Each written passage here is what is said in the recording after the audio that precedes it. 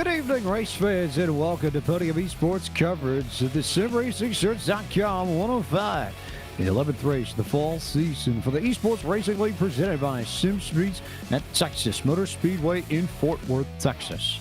I am James Plank, the voice of Podium Esports, alongside Justin Prince and our producer, as always, Ryan Bauer, Powerblind, Top Flight Computers, as we begin to hit the stretch run in the fall season for the Esports Racing League. This, of course, Anthony Alfredo's personal league within Iracing that features the Class A NASCAR Cup Series cars as they near the real-life schedule as we work our way towards Phoenix. Tonight, we are in the Lone Star State, just outside of Dallas and in the Metroplex in Fort Worth, and not terribly far away from the stockyards either, at Texas Motor Speedway, which was re-ramped a few years ago, reconfigured. A little bit of banking taken away in turns 1 and 2, down to 20 degrees from the 24 that it originally had when it was constructed in 1996 and opened in 1997. Turns 3 and 4 maintain the same banking. So, also was made a little bit wider in 1 and 2 as well, just to change things up and make it a little bit more interesting. We know that the promoter here, Eddie Gossage, has plenty of tricks up his sleeve. And speaking of tricks up his sleeve, how about Connor Horn this season? Justin Prince comes into tonight with a 17-point lead after the madness we saw at Kansas. It almost was much bigger than that, but late race cautions at the end, making the Kansas race 1 week ago very wild at the end. Yeah, what last week it looked like almost Horn might have been in position to maybe lock himself up for the championship before the second to last race of the campaign. Then the craziness happened. Several big ones collected several of the top contenders. And now Colton Salick, instead of losing what could have been 10 points at the time, James, just about a couple. This is going to still be tight now for this race. These cars are now rolling.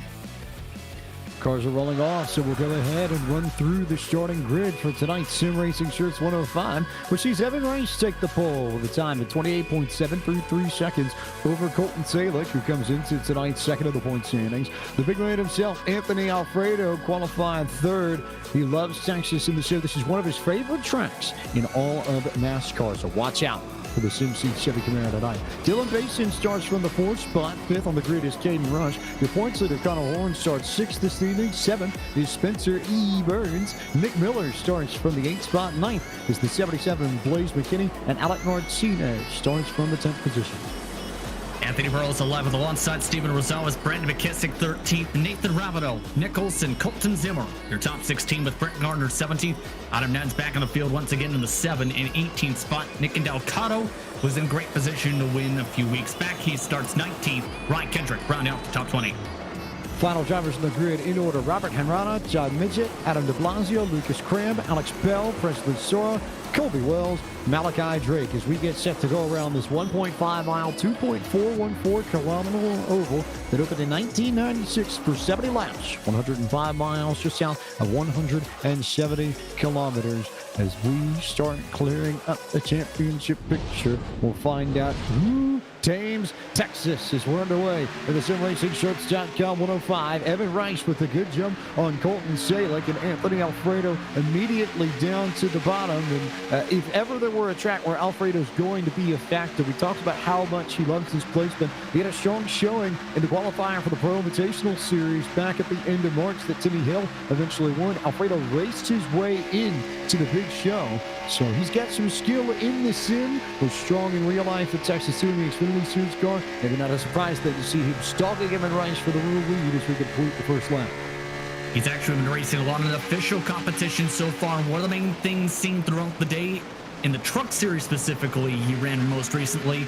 You lose the bottom, you're likely going backwards. That's the same case for the Cup cars. You have to back up the corner so much, make sure you don't cook the tires for the long run in this one. And in turn, you have to carry as much more energy as you can into 3 and 4, where it's just about full throttle with the difference in banking and how much you have to let it roll at the end of the track. Another tricky part of this track is we see Evan Rice and Caden Rush duck to the inside for the race lead. Nice work from the 40 to get underneath Rice and sent him up the hill to try and block. Deft move to cross him over and take the spot. But the exit of turn 2, and really turns 1 and 2 for the most part. 3 and 4 are pretty straightforward here. You're on the gas pretty much all the time. But 1 and 2, figuring out the right line into 1 is part of the trick.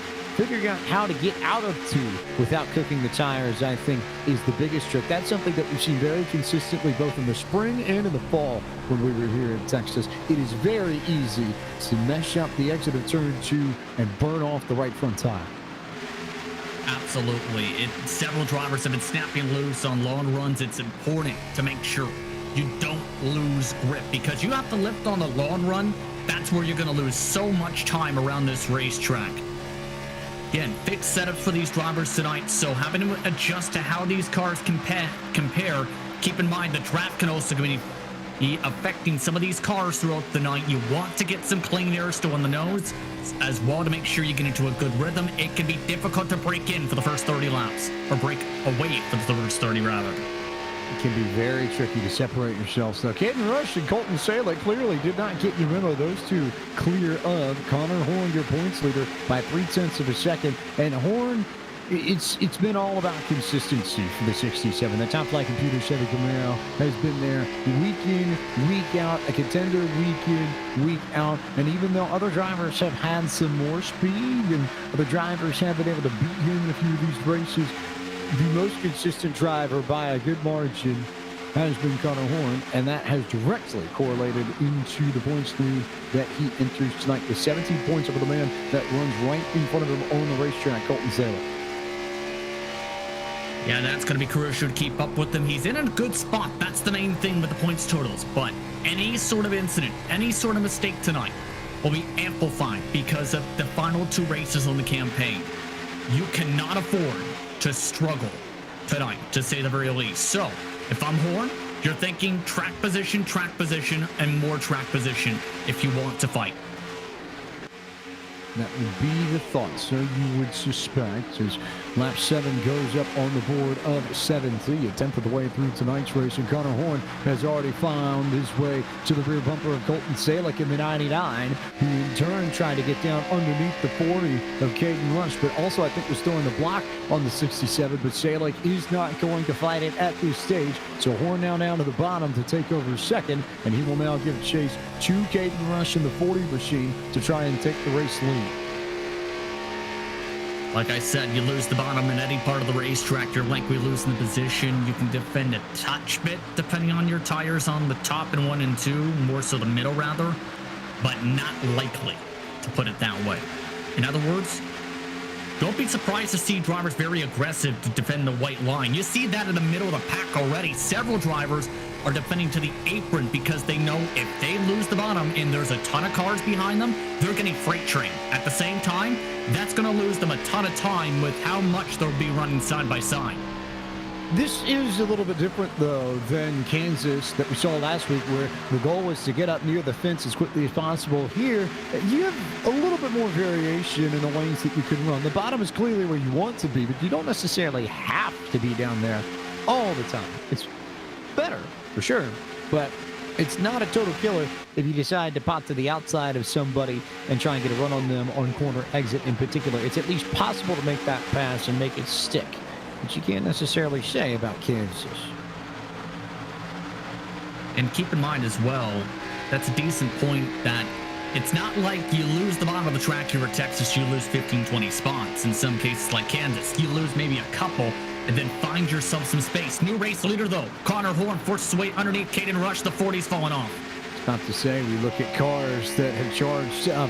Horn started in 60s, now in the race lead. It's the Top Flight Computers machine man and that number 67 to the point. And Salek got underneath that 40 of Caden Rush while Horn was making the move, and it could become a freight train very quickly here if Dylan Basin and Anthony Alfredo can get together, but looks like they're not exactly working together all that much. The podium car blocking the Sioux Seats car, and that allows for Anthony Burrows in the 29 to get to Anthony Alfredo's inside. One of the things I noticed early on with some of these cars is I think they were pushing a touch bit too hard into turn 1 and 2 because keep in mind, some of these drivers may be racing their first times, may took the first time off at this track back either in the springtime in this series or in general in official racing. And it's kind of an art form on how you enter turn 1 and 2. I'm still looking for the map, mind you, to make sure you enter the corner because you can't necessarily take it full throttle or else you burn up the tires. You can't take it even 3/4 throttle. You basically have to back up the throttle a little bit, not out of full throttle because that's how you kill the right rear and take the load off the car. Arc it down, middle of the corner, gradually get back in the gas, and then go full by the time you get to the corner exit. You have to be patient with that if you mess it up at any point or be too aggressive on the line, too flat on the corner, too fast into the corner, you shred your tires. Speaking of shredding tires, Burns nearly spun in the top 10. Spencer E. Burns still sideways. He'll catch it out of turn 4, but he'll lose positions to a handful of drivers. Blaze McKinney, Evan Rice, Alec Martinez. Here comes Alex Bell to the inside, and Brandon McKissick, who was runner-up to Blake Reynolds in the wild finish back in the spring. He got into Briar LaPrade coming off of turn 4 and got checked up by the contact to the point where Blake Reynolds was able to drive from third in the middle of 3 and 4 to get the race win at the line, nosing out Brandon McKissick by maybe a hood length if we're being generous. So we'll see if McKissick can make amends for the spring and go get that victory that almost was his back in April. Yeah. Didn't that race finish off with somebody going through the grass, correct? And Blake Reynolds? That race was nuts. That was Briar LaPrade. It was a very calm and a very calm, cool, collected first 65 laps, and then it was about the last 5 that things really began to turn up. And it was that last lap that was all over the place that gave us one of the most memorable finishes of the inaugural season of the Esports Racing. But Connor Horn there, Caden Russ, though, has managed to hang off the rear deck lid of that 67. It's not like Horn is escaping the 40 by all that much. If anything, they're putting distance on Colton Salick, on Anthony Burrows, and even Anthony Alfredo in the 21 machine is beginning to struggle to keep up with our top 4 drivers. And maybe struggle to keep it in one piece. He tried to get on the gas a little bit too early on corner exits, so he'll burn up the rear tires and allow Dylan Basin to close the gap and make a move to the inside. And Basin now looking for 5th underneath Alfredo with Vic Olson, who won at Kansas last week in tow. Yeah, and that was a massively unexpected race with Olsen.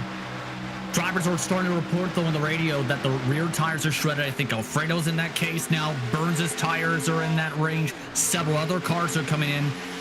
With this type of track, James, you have to keep in mind, it's not like Kansas where you're stuck together the whole race. You will fall off if you push the tires hard at this point on, and that's where the field's expected to separate.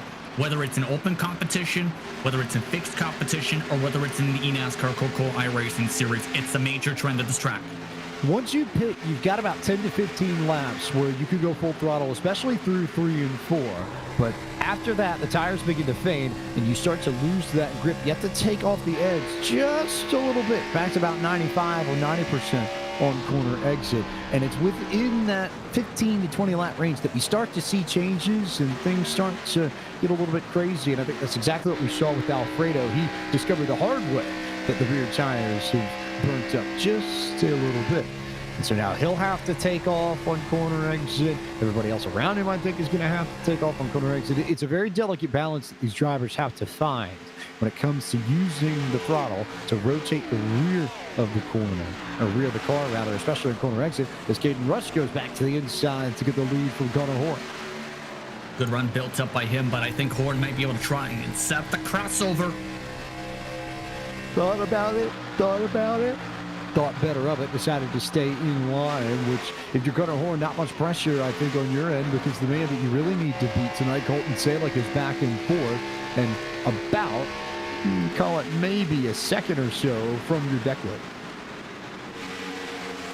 And that's kind of the decision in some cases. Do you take the run to somebody's back bumper and give them a push and try and break away from the rest of the pack, or do you try and go for the run for the pass? Looking like Horn is just saying, you know what? I'm content with just being right over the back end of that TV camera on the back bumper and just push.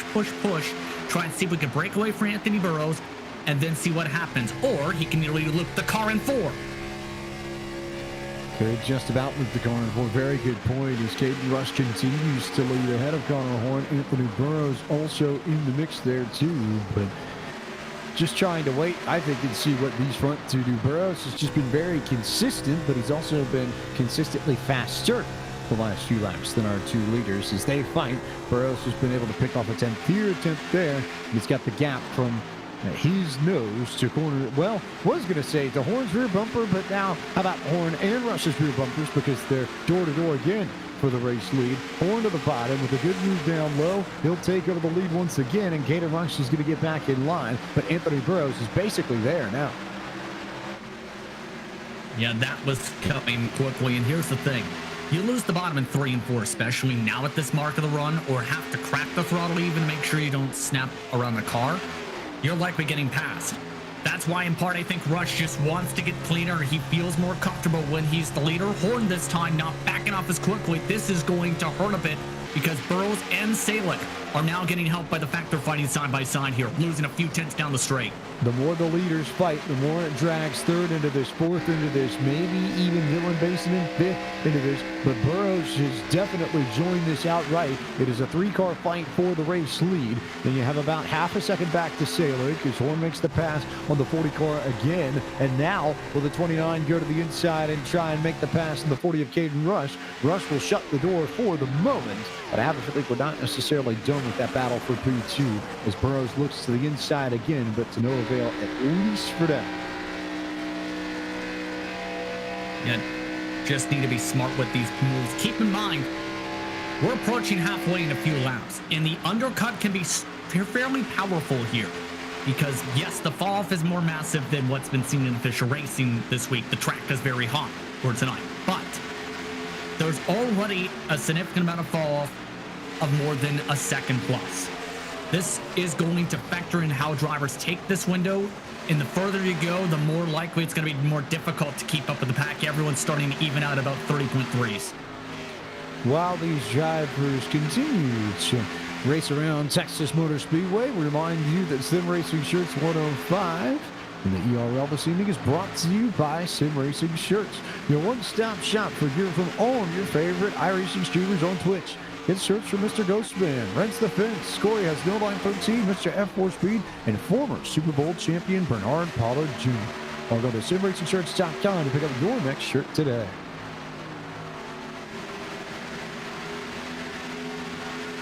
Connor Horn still your race leader. Caden Rush still second. Anthony Burrows third, and Colton Salick beginning to charge for fourth. Yeah, that was to be expected here, but Rush now starting to push up, and that was something noted a little bit a few laps ago. He's starting to slide up tight, almost so loose he's tight, rather, all the way up towards the wall, and you do that, someone's going to pounce the second you move up the track, and now this is right to where Horn wants it to be, and more so, I think, Anthony Burrows here with how the fall-off is playing out. 4 cars now there. Basin in fifth, and then you really have to stretch it all the way back to sixth. Nick Olson won last week, carrying the Grit Ultimate Driver Challenge colors on his car that you'll see in a few weeks' time on Podium Esports. But Olson is there in the mixed place. McKinney is there. Brandon McKissick's at a nice on the fence. But yellow flag out for Adam de Blasio in the 48 machine, who's gone around on the front straightaway right past the start-finish line. Yeah, big wiggle there, and that's right around the halfway mark for people to come into pit here. De Blasio, I think, had a massive slide coming out of turn 3 and 4, and then got ran over by the 55, who just sent him up into the fence.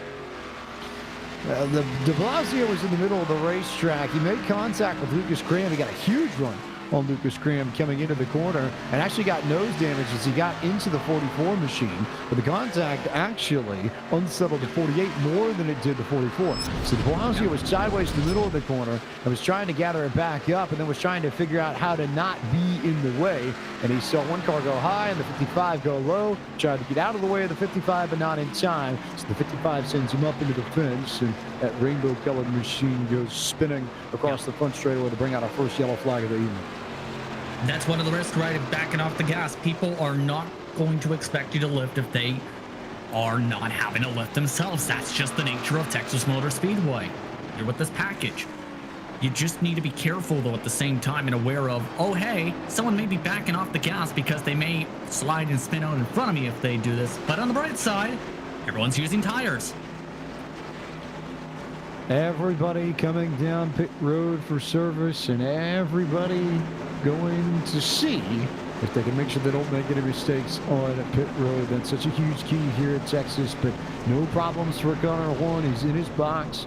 Left sides go on the machine. Right sides are going to pop on, and he should be in very good shape to maintain his race lead unless he magically has a slower pit stop, but that won't be the case. He gets out ahead of Caden Rush and ahead of Anthony Burrows, who just about beat the 40 car off of pit road, but it's Gardner who will win the battle off of pit lane ahead of Rush, Burrows, Salek, Basin, and Brandon McKissick, who now goes up into 7th. And I believe the 7 missed the pit bunks, absolutely, but now I think that drivers know how this is going to feel compared to how they may have felt in practice or in qualifying. They may take this race differently. Drivers like Alfredo, drivers like McKissick, I feel like they're going to try different. Salek, Rush, they're going to be, I think, a little bit more careful with how they push the car in the early run, because they, as mentioned, push too hard for the first 10 laps. They're going to pay for it, as we see from lap 20 on forward. Several drivers towards the mid to back pack were snapping loose in 1 and 2, it seemed, or nearly pushing up in other cars. You cannot do that at this track without either causing massive chaos, but more importantly, just shredding your tires and making it near impossible for you to stick around and keep positions. Everybody, though, on 4 tires, as Adam Needles will come down pit road to get his service done and will lose the track position that he had worked so hard to gain. But everybody else on 4 tires, nobody really gambling here. Lights are off on the pace car. So we'll keep our eyes peeled on the 67 and the 40 as we get back to green flag racing in just a moment. But before we do, a reminder of some of the events that you can see in the world of iRacing and Podium over the course of the next week. Friday night is our next event. It's the season finale of PCA Sim Racing for the road course at Daytona. It's the best. The Porsche Club of America will take their GT4s to the World Center of Racing at 7 p.m. Eastern Time this Friday night, October 23rd, on the PCA Sim Racing YouTube. Then this weekend on twitch.tv/Podium2, it's the All-American Esports 400, the official All-American 400 in iRacing of the Nashville Fairgrounds Speedway. Broadcasting 3 nights, 9 p.m. Eastern Time for each start. Head to twitch.tv/Podium2 for more. Then, Monday night, the Sim 500 Trans Service Cup Series will turn its eyes to Texas at 9 p.m. with the Podium Twitch. Before next Tuesday night, it's the eNASCAR Coca-Cola iRacing Series here from Texas, 9 p.m. Eastern. Next Tuesday night on iRacing Twitch, Facebook, and YouTube before the ERL is back next Wednesday night as Connor Horn takes the race lead, and we go back green flag racing from Texas right around the halfway point, coming to lap 35. Next time by Horn, Rush, Burrows, Salek, Basin, and trying to hold off Alec Martinez in a good fight just a little bit further back between Nick Miller and Brandon McKissick. And McKissick just looking for the track position. Miller really struggled that last run. He is still struggling to stick it on the bottom of the racetrack. That 9 car has just had a nightmarish night so far, whether it's even on the short run, just is struggling to keep up with the main group. There goes Caden Rush to the inside of the 67 of Connor Horn for the race lead. Anthony Burrows trying to follow the draft, but Horn's going to get the big run up top to at least maintain a wheel alongside the 40 car. Problem is that on fresh tires, the inside is exactly where you want to be in turns 3 and 4, and Rush will use that inside to make the pass, and now here comes Burrows for second. I think if I'm Burrows, just wait. Just be patient here. Too early to go 3 wide. That may happen throughout the week, yes. But it's way too early to try and set it. And it can be tight at this mark. 3 wide, though, at a turn 2 as Miller nearly spun it. At the front, Caden Rush put the block on Connor Horn and then dropped down to the bottom to keep Anthony Burrows at bay. He was very loose in the middle of 3 and 4, but maintains that second spot. Horn now on the outside back to third as Dylan Basin works to his inside, and Colton Salek, the man that really has to worry about all of this, right there behind Dylan Basin, trying to find a way into the top 4, and then Colton Salek and Blaze McKinnon trailing that group. I think he wants to try and find a way to get back to the bottom side and make some moves. And once again, he's got a decent car, but so does Dylan Basin. He was consistently just running outside that main pack that entire first run, just within distance, but just couldn't reel back in. Now that's a good shot, and now he's trying to show his dominance. Caden Rush still in control of this, but what will Burrows do? Where will he go? To the outside goes the 29 machine. You ride on board with him in his Nexus Esports Ford Mustang. That opens the inside up for Dylan Basin to make a move. Basin was a little bit loose on the inside, bouncing around on that inside line, but he will draw even with the 29 machine, who tries to fight back on the outside to get to that right rear wheel of Caden Rush. Side by side, 3 rows deep. I'm not quite sure if this is going to work for some of these cars. Burrows is doing a decent job squeezing Rush and holding him up for momentum, but I don't blame Horn for this move. Just take advantage of the run, try and get to the bottom, take the preferred line before Burrows dies off on the top.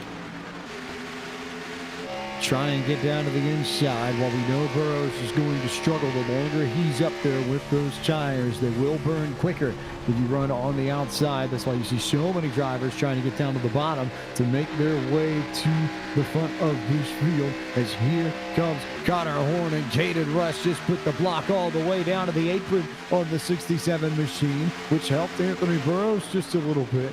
But Rush still in control of this, and now I think beginning to play Pied Piper. Maybe with a little bit more emphasis on the inside lane than the outside lane, but he's definitely driving out the rear window. Yeah, definitely mirror driving a little bit. And I talked about this. You would expect to see blocks down to the white line. There were crashes caused by drivers blocking and squeezing all the way to the white line during official racing. Eventually, something's going to have to give. Horn being nice and smart here, though, not forcing himself underneath, because 9 times out of 10, that driver above you is not going to leave that space, because that is still the apron, mind you, if you cut underneath it in realistic terms. There might be a time to use that move, but it probably isn't until very late in the race, given the risk that it comes with. Someone probably is going around, and we saw that last year on the last lap. We might see something a little bit different here, though. Rush couldn't hold the bottom out of 2 that time. That opened up the inside for Connor Horn to drive right on through, and Blaze McKinney is now the man second in line on the inside. It's the first time we've seen his Chevy Camaro this high up the field online, but all of a sudden, Horn's back to the point, and here comes Blaze McKinney to fight Caden Rush for second. Oh, caution is out. Several cars around in the first part of the quad oval.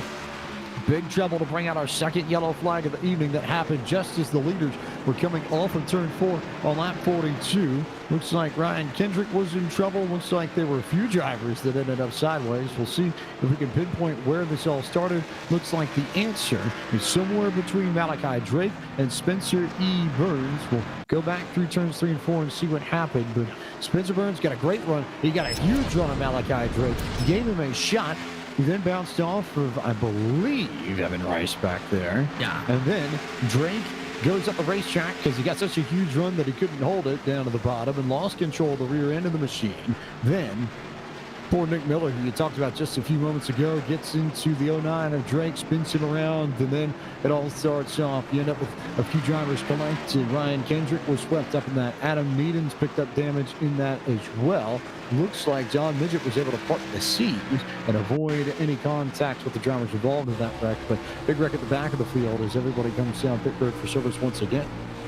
If anything, I think it started more so towards Lucas Cram, because you mentioned all that contact. The trigger for that, though, is Cram, who, mind you, again, is on a makeshift setup similar to what he had at Kansas last week, where he really struggled throughout that race. Actually drifted down a little bit, squeezing for the middle line, get a little bit loose, I think, there, James, and doored the car below him. That is what triggered everything you described. You'll see it right about here. A little bit of a bobble from the block from Preston Soar into the door of Evan Rice, and then there's everything else that you mentioned. And when you have all the lanes getting ran over and blocked up there, you're just hoping to find one open hole and just run away. Just nose to tail contact and all that madness. You're hoping that there's room to escape all of that as you look back at the madness that took place out of turn number 4. See it all unfold as you escape, get off and get away and jump to the yellow flag and potentially to pit road, where Nick Olson is taking over the race lead. Took 2 tires on that last pit stop. He's the only one that took 2 tires. And now that we are to the yellow flag, it gives us the opportunity to bring you the Iracing Midway Race Break, which is brought to you by Iracing, the world's premier online racing game. Iracing puts you in the driver's seat to experience today's newest form of competitive motorsport, virtual racing, all from your home PC. Race virtually in Australian supercars, IndyCar, IMSA, NASCAR, the World of Outlaws, and more. As Nick Olson leads ahead of Connor Horn, Blaze McKinney currently scored in fourth behind Caden Rush in third. Anthony Burrows fifth, sixth is Dylan Basin. Colton Salick runs seventh. Alec Martinez eighth. Ninth belongs to Brandon McKissick, and 10th currently to the 16 of Nick Delicato. Alex Bell will start this one off in 11th with Presley Sore in 12th. Anthony Alfredo all the way back to 13th in what has been an up and down race for him. Lucas Cram still in 14th. Spencer Burns with a bit of damage is in 15th. Evan Rice, Stephen Rosales, John Midget, Kobe Wells, Nathan Rabideau, your top 20. 21st now is Brett Gardner. Robert Henrado runs 22nd. 23rd belongs to Adam de Blasio, and 24th is Malachi Drake. Ryan Kendrick holds 25th. 26th belongs to Adam Needens. Nick Miller, Colton Zimmer off the racetrack, presumably done for tonight, scored 27 and 28. And that concludes tonight's iRacing Midway race break. With over 170,000 drivers on the service and over 90 laser scan tracks and cars to choose from, iRacing is your portal to the racing world. Get on track today at iracing.com. And that includes the streets of Long Beach, which are currently a test track, but in the near future are coming to iRacing as a fully fledged circuit, most famous for the IndyCar Grand Prix of Long Beach and the sports car racing that takes place there, even a little bit of Formula Drift if we're going to throw in everything that you see that weekend. But that should be a technical track, should be a very fun track to watch, and at least the open wheel cars, maybe a few more cars. As we go back to green flag racing on lap 46 and 70, Nick Olson with those two tires trying to keep Connor Horn and Caden Rush at bay out of turn 2. I'm surprised at that move. Really surprised with this track being so loose. This may cause a little bit of craziness once the tires really kick in. I think it's more so, James, just a track position move because there is the flexibility with the tire sets. 3 total in the pits tonight. But if you get a quick caution after, say, 10, 15 laps, it might work out where several drivers may come down and he can be in front of all of those cars. The problem is, I don't know if he's going to be able to stick with track in about 5-10 laps. The key for Nick Olson, I think, in order to make this work, you're not going to be able to keep anybody off the high side. But the least you can do is maintain your track position on the bottom, even if it means rolling out of the throttle on corner exit. You might give up spaces up top, but you have to keep the space on the bottom, even if you nearly get turned, which is exactly what just happened as Connor Horn got a bump from Blaze McKinney there through the start-finish line. But Olson's got to stay down low. If he drifts up into the normal racing line, it's over for him.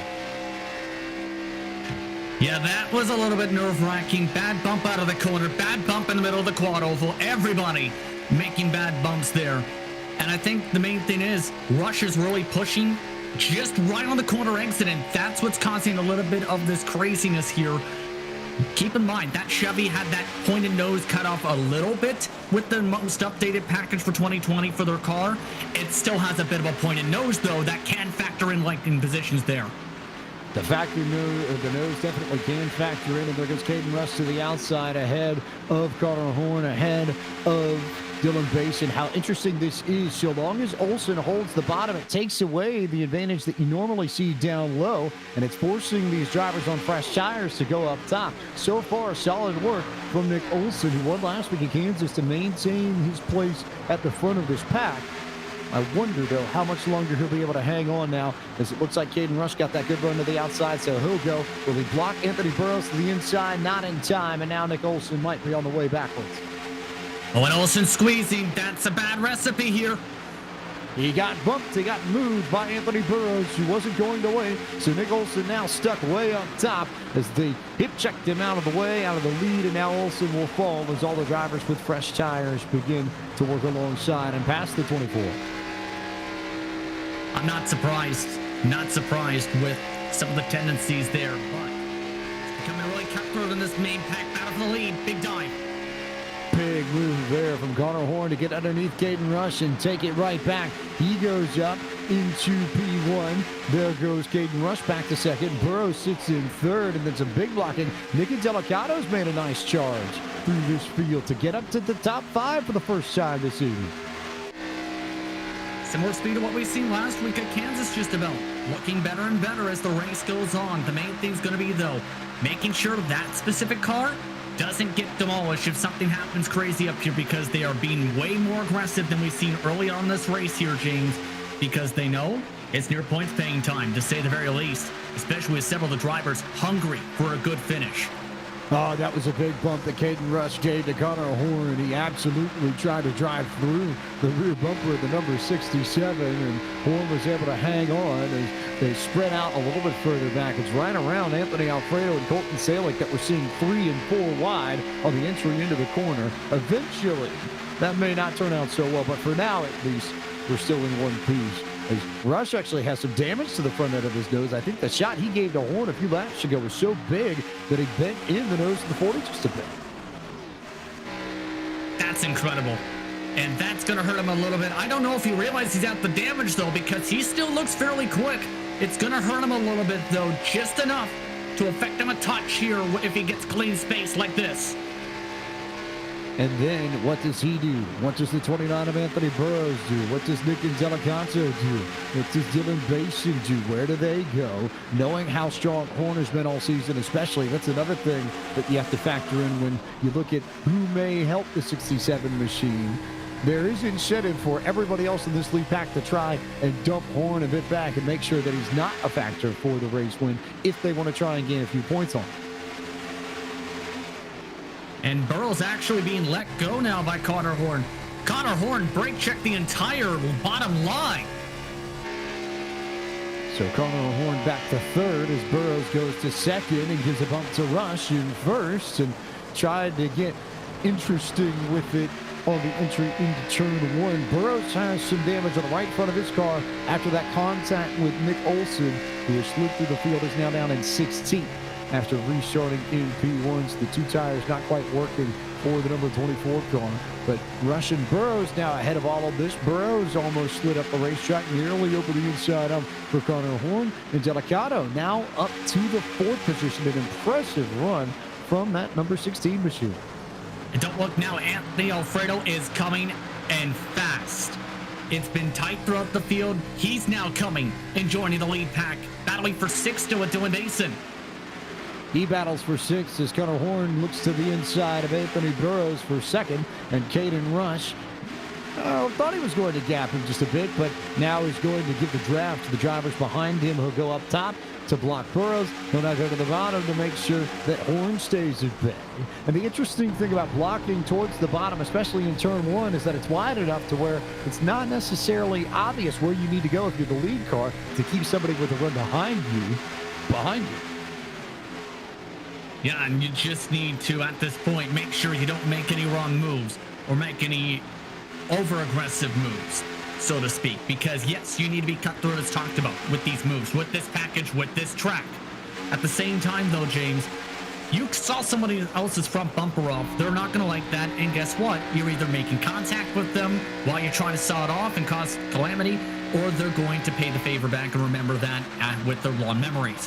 In other words, this is going to be where you need to be smart, to say the very least, on how you try and play this if you want any sort of shot to win this race or take the lead away from Caden Rush right now with 11 to go.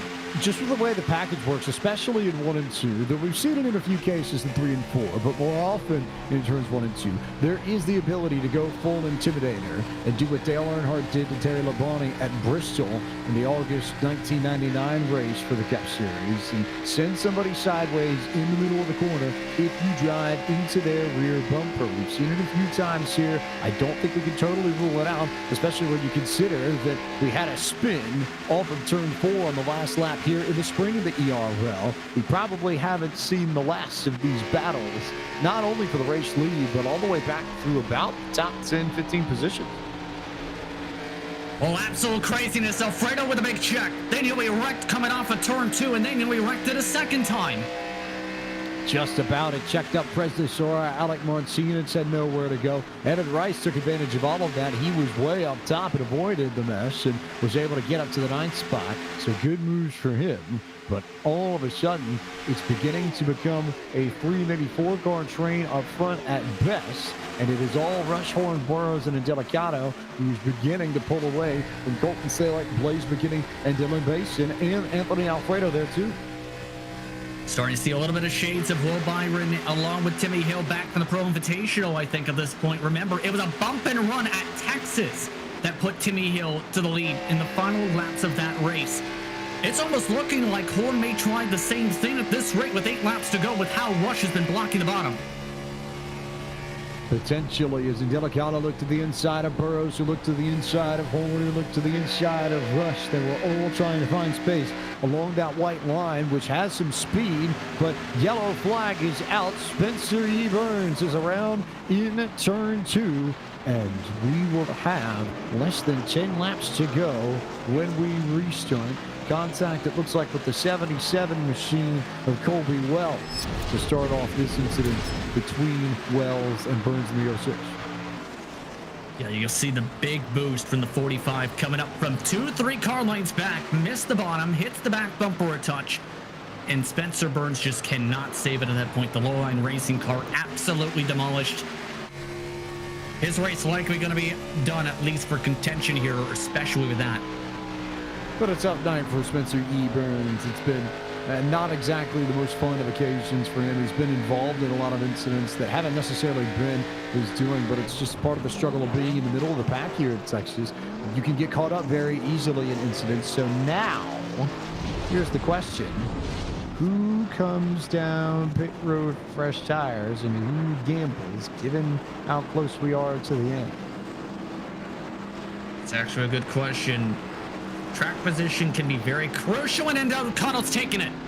And Delicado will go to the point on the old tires. And Caden Rush, Connor Horn, Anthony Burrows, everybody else is going to come down pit road for fresh rubber. But Nick and Delicado will take the race lead on the restart with 21 lap old tires. Now probably going to be about 23 or 24 before we get green. Wow, the 16 was the only person to pit. Now the main thing is, will anyone try 2 tires? I think Presley Sora tried it. Presley Sora might have tried it. Is he going to get out ahead of Caden Rush? Yes, he will. Presley Sora with the strategy to beat Rush, to beat Horn, to beat Burrows. Everybody else on 4 tires off of pit road. But Delicado stayed out, and Sora took 2. So it's going to completely block off the front row with old tires. And we could end up with a very intriguing bottleneck in 3rd and 4th, and all those spots on back will be coming to the restart in a few laps time. This is going to get absolutely insane. Let's put it that way. EOL for Wells, by the way, for the contact. This is going to get ugly. Let's put it that way. With how we've seen some of these starts, we've seen what happened to Olsen. It might work for a couple laps, but that's about it. It's going to depend on if they get another yellow flag. If they get one, it might be possible. We'll take a quick break and go side by side so you can keep track of where the field is as they come closer to green flag racing. But we have another close finish coming up at Texas Motor Speedway in the Sim Racing Shirts 105. The ERL presented by SimSeats. Don't go anywhere. We'll be right back.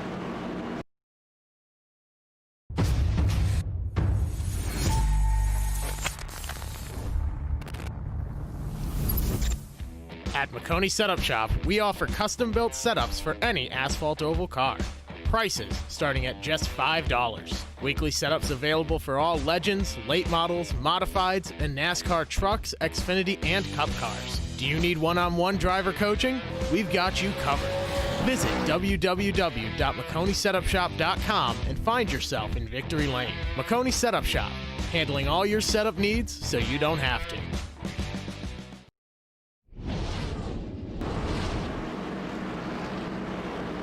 Back at Texas Motor Speedway's Podium Esports coverage of the Sim Racing Shirts.com 105 and the Esports Racing League presented by SimSeats continues. James Plank, Justin Prince, Ryan Bauer here to bring you the final handful of laps in this race. We do have green-white checkers available if we need them. I think there is a very strong possibility that we are going to use them. Given the setup here with Nick and Delicado will be your race leader. His tires are 22 laps old. Presley Sora came down and got 2 tires, presumably right side tires, so he doesn't have completely fresh rubber either. First driver who has 4 fresh tires is Caden Rush in 3rd. But most importantly, that entire front row is old rubber, Justin Prince. And we saw what happened with one lane controlled by old rubber when Nick Olsen led us to the green on the last restart. But this is a different matter entirely because both lanes are going to be covered. And anybody with fresh rubber may have to go 3 wide in order to get around the 98 and the 16. I wouldn't be shocked to see 3 wide down the back straight away off this start, in fact, because these cars are going to have to back it down a ton in the corner. I think, honestly, the first driver who gets underneath one or both of them wins this race. That's going to be the crucial part, while making sure you don't take the entire field with you. Before we go green flag racing, remind you that coverage of the ERL is brought to you by SimSeats. Since 2009, SimSeats has been designing and fabricating high-quality driving simulators, including motion systems, custom fabricated parts, complete turnkey iRacing packages, all made in the United States of America. Their customer base includes all kinds of drivers, from amateurs to professionals, and their passion for racing drives them to build better sim racing equipment. Don't limit your track time to the weekend. Visit www.sim-seats.com for more information. Delicado, Sora, Rush, Horn, Burrows, your top 5. Salick, Rice, McKinney, Alfredo, Basin, your top 10. Delicado on old tires, Sora on 2 tires, Rush and everybody else on 4 tires. We saw a wild finish in the spring at Texas. We may well just get an even wilder finish in the fall. Waiting for the green flag to come out, and Delicado goes early in the box, so he'll get the jump. Sora has the chance to get down low if he wants to. He's going to think about it, didn't quite get there fast enough. So there goes Caden Rush to the inside, and he will break the stranglehold of the top 2 as Connor Horn gets stuck behind the 98. Here comes the big run from the 40 machine of Caden Rush, and then Delicado will immediately go to the inside to make sure that Rush has to take the high lane around to make the pass. Big run here in the restart under review. One driver ended up messing up the start a bit, think with a lane change. Think everyone else up front, though, nice and good, and Rush is in a great spot here. Burrows may take it 3. Here he goes. 2 laps to go as they go sideways. There goes Connor Horn bouncing off into Evan Rice. But we stay green flag racing for the moment as Rice goes on the racetrack. Horn in the fence. No yellow flag yet. Now Alfredo goes around and the yellow comes out. We'll have our first green-white checker. That was building for about half a quarter as they finally did wreck on the back straightaway. And that was a big break for the 99 of Colton Salick, who was right behind all of that. And all of a sudden, Connor Horn gets swept up in late race trouble for the second week in a row. And this will give the 99 an excellent opportunity to chop into that points lead that Horn came into tonight with. 17 points was the gap entering tonight. That should be less once we exit Texas.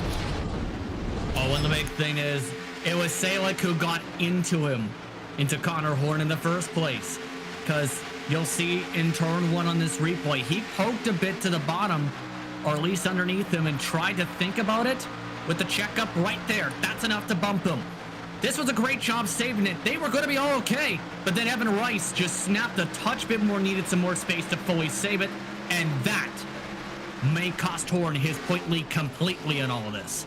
It's a tricky one, and I think especially in Texas, we've seen that on multiple occasions, especially in Class A racing, both in fixed and open, in NIS. It doesn't necessarily matter that if you run in a pack like that, especially into turn 1, it's not uncommon for people to get in the back of one another. And even in that case, I think there was just the slightest bit of contact between the 67 and 98 too, although there certainly was more between Salick and Horn. But not a surprise to see them bounce off each other, and Evan Rice did eventually go down to the inside and drift up the racetrack into Horn, but there were about 3 or 4 different people trying to save it at that point in turn 2. Blaze McKinney was sideways, he was around, Presley Sora was trying to save it, Nicky Delicado was out of the racing groove, so I think at some point there it was a matter of who was going to end up being the unlucky one. In this case, it just ended up being Connor Horn after Evan Rice made the contact, and then the same thing for Anthony Alfredo, who was trying to come through the middle. Got clipped by Dylan Basin. So put those 2 eventually in the fence and out of the race. He almost missed it. That's the thing here. Just will pick the right line, but just a little bit close right about here, where the Basin drifts down and all the snaking and everyone going back and forth, and then the calamity really ensued down this back where everybody slammed into one error, shoved off their front bumpers. A good portion of the field just absolutely destroyed from all of that. And oh, by the way, in all of that, Blaze McKinney had some great saves. He ended up making the restart violation referred to as Brett Gardner destroys his car in the fence. So Gardner gets in the fence. You can see from Alfredo's on board how much of an innocent bystander he was, just trying to poke his way around Blaze McKinney, and then all of a sudden you start seeing that car turn hard right into the fence, got clipped by Basin. Nothing he could have done about that. It was out of his line of sight. And then the 77 machine will have to go to the tail end of the longest line for his restart violation. So it will shake up things on this first green-white checkered, which Caden Rush will lead us to. Then it's Anthony Burrows, Presley Saw, and Nicky Delicato, both third and fourth on old tires, and then Colton Salick in fifth. I believe it's a straight-up black, actually, not just EOL in that situation, but a good 10-plus cars with massive, massive damage. This is now not what I think and Delicato wanted, including the timing of all that craziness, because he and Presley Sora are now stuck, essentially. They're going to be sitting ducks on this restart and likely going to be potentially freight train and tough for them to even stick it here. But now, this is a realistic fight between Rush and Burrows, and we've seen how aggressive Burrows has been willing to push it around this track, especially to try and fight for the lead. It could be all Rush and Burrows, and those two have been two of the best all night long. Could have another great finish in Texas, just like we had in the spring.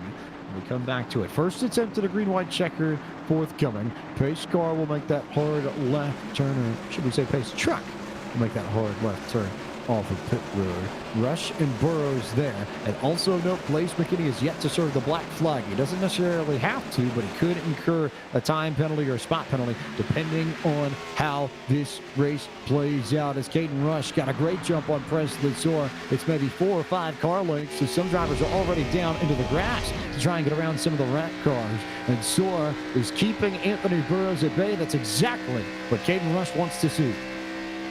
McKinney letting everybody go to serve the penalty now this time. Massive block. Rice squeezed Olsen underneath the line into the corner.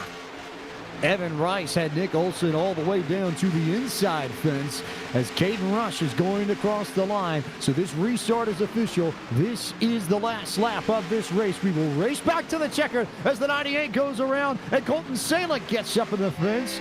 And there goes the 29 to the inside, but Caden Rush is home clear now.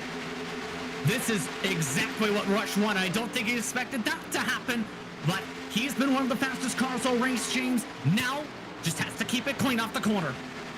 No problem, and a clean restart for Caden Rush means that the 40 car goes to victory lane in the SimRacingShirts.com 105 at Texas Motor Speedway for the Esports Racing League, presented by SimSeats. Everybody wrecking across the start-finish line, and a huge hit there for Colton Salick in the points, too. It's worth noting that Salick ended up finishing behind Connor Horn. At the end of all of that, came home 16th, so he was in line to gain so many points.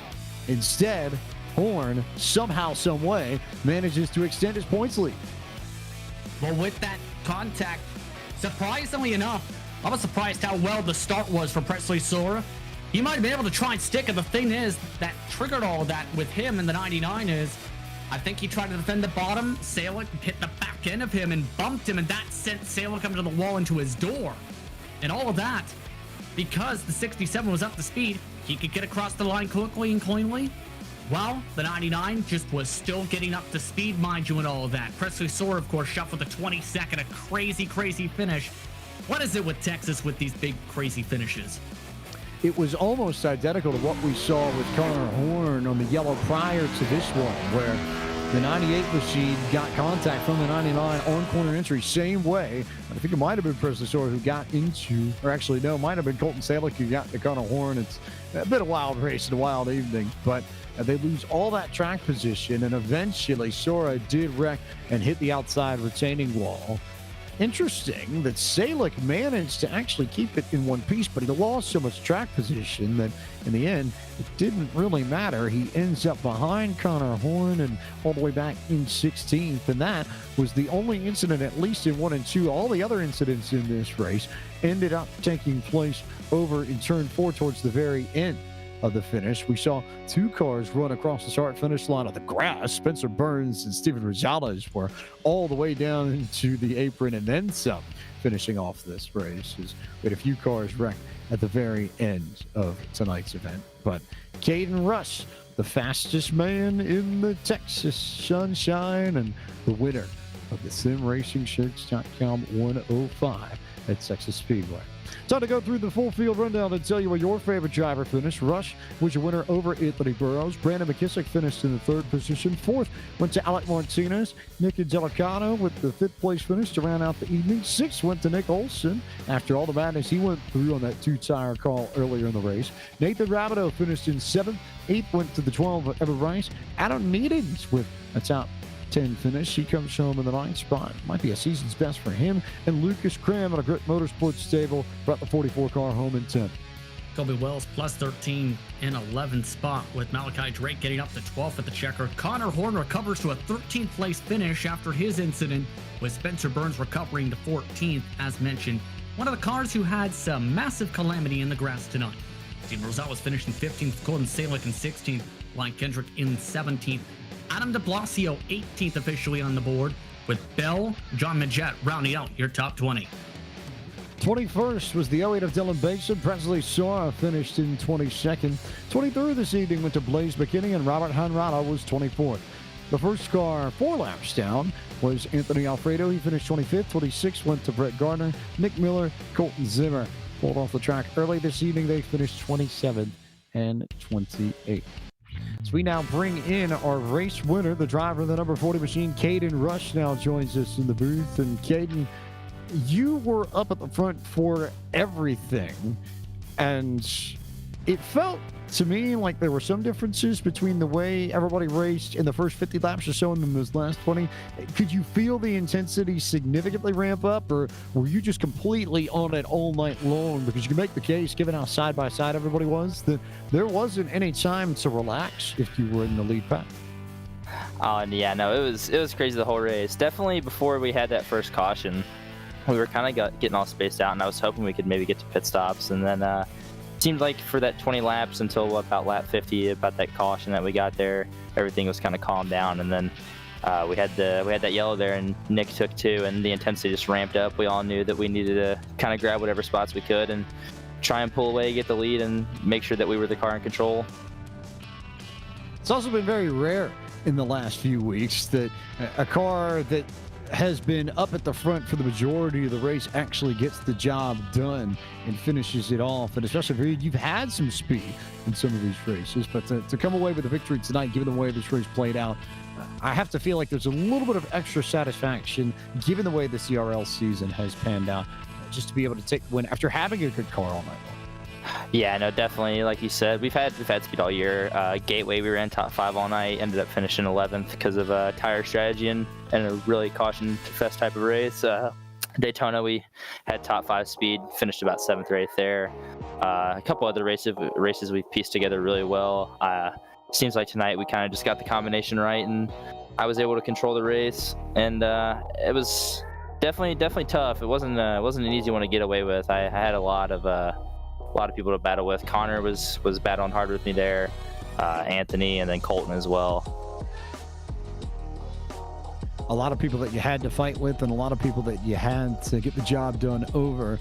And we turn our attention to a completely different racetrack next week in Martinsville. We know how crazy it was in the spring, so the question now becomes, how nuts do you think it's going to be in the fall when we get there next Wednesday night? I think it'll probably be a lot of people running over each other. I feel like we may have a similar race to Gateway. Really, Martinsville's it's a fun racetrack to get around, and I feel like as long as we can maybe keep off each other, rubbing is racing, as they do say, but as long as we can keep it off each other, have a limited amount of yellows, I think we'll be able to have a good race. But I think especially between those championship 3 that are fighting for it, Presley, Colton, and Connor, you're going to see a lot of hard racing if they're around each other. We saw it tonight, and Colton unfortunately got spun there at the end, so I think you'll have to watch out for those 3 at the next race. I know there are plenty of people behind your operation of this 40-car Caden, so who do you need to thank for making tonight possible? I just want to thank my team owner, Grayson Sullivan. I want to thank Zach York, Ben, Manazzi, everybody back at the team, just for giving me this opportunity and working with me. Definitely want to thank Anthony Burrows tonight for working with me as well. He's a really good friend of mine, so it's good to see him finish second there. We were hoping we could battle it out there at the end, but he got shuffled out because of the restart. Caden, from all of us at Podium Esports of the Esports Racing League, congratulations on your victory tonight at Texas Motor Speedway. Thanks as always for the time. We look forward to seeing you in Martinsville next Wednesday night. Thank you, James. Caden Rush, P1 this evening, winner at Texas Motor Speedway in the SimRacingShirts.com 105. We turn our attention to P2. Anthony Burrows of the 29 is with Justin Prince. A 2-3-4 for Nexus Esports tonight, and it wasn't an easy finish to this one. Talk us through the final laps of this race as everything went from looking okay to turning to absolute complete madness. Yeah, I can't even remember half the stuff that happened throughout all that. That was some crazy racing. I was kind of wishing I'd get clear of Dylan into one off that restart. Maybe I had a chance at Caden, but everyone was blocking to the white line. It made it so hard to really get by anyone. And then Colton and that was Presley. Never mind. So Colton and Presley got by me with 2 to go and 3 and 4, and then I guess they ended up wrecking each other, and I slid by, and I was just too far back at that point from Caden. But yeah, good job to him. Him and Connor were going at it so much that long run and even the run right after that. I kind of just try to lay back off them and save my tires and see if they'd maybe wreck each other or something like that. But yeah, nice. Another P2. I feel like I could have won last week and this week too, but definitely not the easiest to get second, so nothing to hang my head about. Yeah, a couple more races to go on the calendar, and the championship fight has been essentially flipped upside down. Yes, you're losing ground in the championship points, give or take, yes, but with how crazy these past couple races are, how are you kind of approaching this? Because you've got short track racing, you've got short track racing, if you can call Phoenix a short track, and don't forget on top of that, basically everything that can happen between those set events. What's kind of your approach now at this rate for this rest of the season? Just go out and win. I don't really think I'm in the title fight. As of now, I'm kind of far out of it. I think it's down to Colton, Connor, and I think Presley's up there too. But just go out and win. See if I can possibly get close, get top 3 in points, something like that. I don't know how I feel about Martinsville necessarily. That's one of my worst tracks, but that's always a crazy race. So if I can just keep it clean, maybe I can sneak a top 5, top 3 out of it. And Phoenix, I love that track. I'm really looking forward to that one. So yeah, we'll just have to see what happens in the next 2. With that, anyone you want to thank for your run tonight? Yeah, big shout out to Nexus Esports. Yeah, pro coming up in about a month, so hopefully we can do good in that. Shout out to Caden on getting the win tonight, and shout out to you guys for putting on the broadcast every week. Congratulations on the finish. Yeah. Anthony Burrows coming home in second tonight. Third tonight is the man who was on the podium in the spring as well. Brandon McKissick, through a much different race, comes home with P3 this evening. And Brandon, it was a lot of front riding when we were here in April that got you to the podium. Tonight, it was more about, I think, just sort of dodging bullets, especially at the end of this race. How did you pick your way from 13th at the start of this race to 3rd at the end of it? Honestly, it was just luck this time. In April, I was way faster for whatever reason, and I haven't driven this car in a while. I like tracks like this. Like, I've driven it way less than I have back then, so I pretty much forgot how to drive Texas in this car tonight, and I was very horrible on speed tonight, and it took a lot of good luck and good timing and just being in the right place at the right time to dodge the wrecks and come home with the top 3. Top 3, and as JP mentioned, it was 2-3-4 for Nexus Esports. A great run for your team tonight. What's it say about your Texas package that you could come in here and put together the best team performance by a significant margin, not only in this race, but for a decent amount of races going back in the ERL Fall League? I guess it just shows that I have a lot of teammates that I feel like are very talented, and they're really good at positioning themselves to where they can finish all at the end of races and, just be there when it counts. So I feel like it just shows how good of racecraft my teammates have, and yeah, they know how to be there at the end.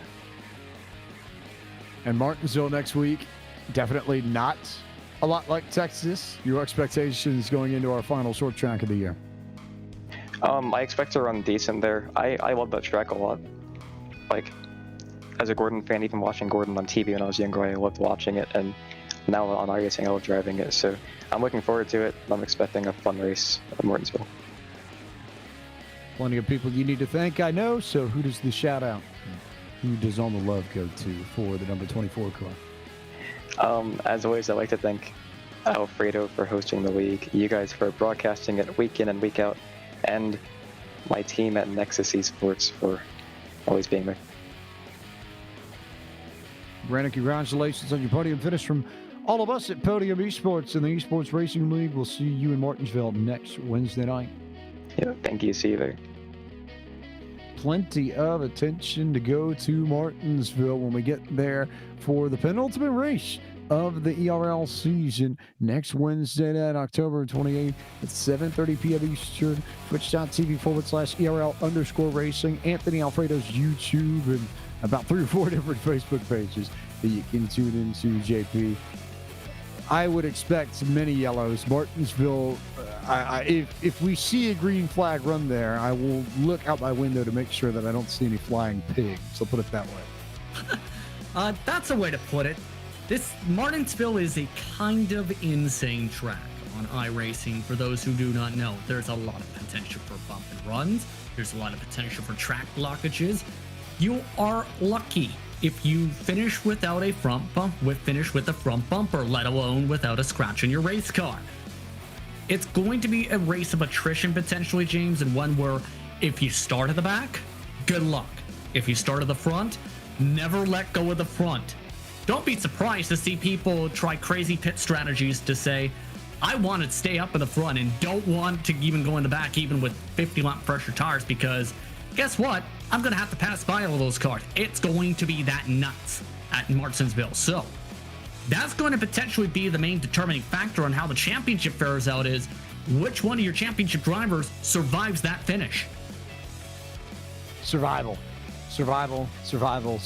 Let's underscore that word about 3 or 4 different times, because that will be the key for so many drivers at Martinsville next Wednesday night. Before we go to Martinsville, though, plenty of action coming your way this week in the world of sim racing, both on Podium and with iRacing. It continues on Friday night with the finale of Series 5 for the road course at Daytona International Speedway. The best of the Porsche Club of America will take the GT4 Caymans to one of the most famous road courses in all the world to round out their season and crown 4 class champions. You can see coverage of that at 7 p.m. Eastern Time this Friday night over on the PCA Sim Racing YouTube channel. And also on Friday night and extending into Saturday night and Sunday night, the All-American Esports 400 for the Nashville Fairgrounds Speedway, the official virtual All-American 400 from the actual Nashville Fairgrounds Speedway, comes your way on twitch.tv/podium2 Friday, Saturday, Sunday night, 9 p.m. Eastern Time. It'll be when you'll see that broadcast. Then Monday night, it's the Sim 500 Trans-Surface Cup Series from right here at the Texas Motor Speedway, 9 p.m. Eastern, Monday, October 26th, rather. Twitch.tv/Podium Esports, the place to be for that. Next Tuesday night, the playoffs continue, and it's a big one because we're going to have plenty of action we need to sort out at Texas in the eNASCAR Coca-Cola iRacing Series. 2 tickets now have been punched into the season finale at Homestead after Nick Ottinger won at Kansas Speedway last night, and you have big names, Keegan Leahy chief among them, but not the only one. that might just have to win their way into the finale with a victory at Texas Motor Speedway. We'll find out what happens and who is going to Homestead as part of the Championship 4 next Tuesday night, 9 p.m. Eastern, October 27th. Iracing's Twitch, Facebook, and YouTube pages for that one. Before we're back on air with the ERL for its penultimate race of the year from Martinsville Speedway. You can find that broadcast next Wednesday night, October 28th, 7:30 p.m. Eastern Time, twitch.tv/ERL_racing, Anthony Alfredo's YouTube page and Facebook page, and then the ERL Facebook page and the Podium Esports Facebook page as well. Time for us to wrap up our broadcast of the SimRacingShirts.com 105 for the Esports Racing League, presented by SimSeeds from Texas Motor Speedway, presented by Podium Esports. So for Cisco Scalmuza, Gary Sexton, Josh Theodore at Podium, for Anthony Alfredo, Zach Johnson, and Joshua Mendoza, Esports Racing League, my colleague at the booth, Justin Prince, and for our producer, Ryan Bauer, I am James Punt, the voice of Podium Esports. Thank you so much for watching Podium's broadcast of the Esports Racing League presented by SimSeeds. We now turn it over to Garrett Smithley. We'll go right in and see what Garrett is up to. Thank you all for tuning in, and we will see you next Wednesday night from Martinsville.